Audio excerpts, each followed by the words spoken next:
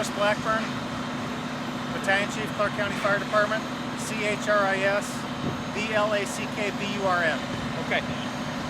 All right, so what to start off with general information, what time did the call come out, what was the information when you guys were responding? So we got a call for a fire in the building just before 1 o'clock this afternoon. Full response, which included units from Clark County Fire Department and North Las Vegas and City of Las Vegas Fire Department. Okay, so total number, what is that? We have approximately 40 firefighters in this fire. Okay. Now, when you got on scene, was it just the single house, or had it already gotten to the second house when you guys got on scene? When the first arriving units, when the first units got on scene, the fire was between the two houses, but we suspect it started in one house, spread because of the wind into the other house. As far as people in it, were there anybody in the houses when you got here? So the second house, there were people in it. They were evacuated. The house of origin, the people left when the fire started. Okay. Do we know a cause or what the origin of the fire was yet? So the cause and origin is still under investigation. The preliminary reports say it had something to do with cooking. So the investigators will be investigating that. We also have a report that the people in that building where the fire started were squatters.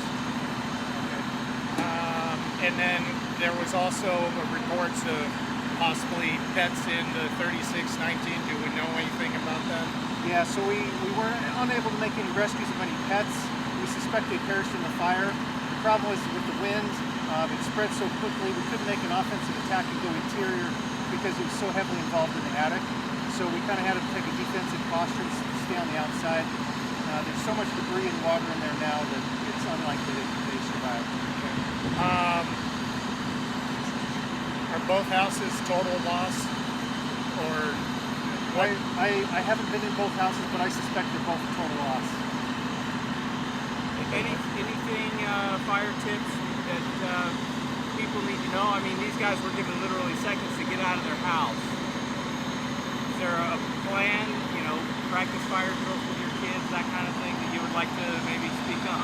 Let me think about that one for a second. That's a good one. I was just giving you a second to get on your pulpit, get on your soapbox, tell us what we need. We don't have time for that.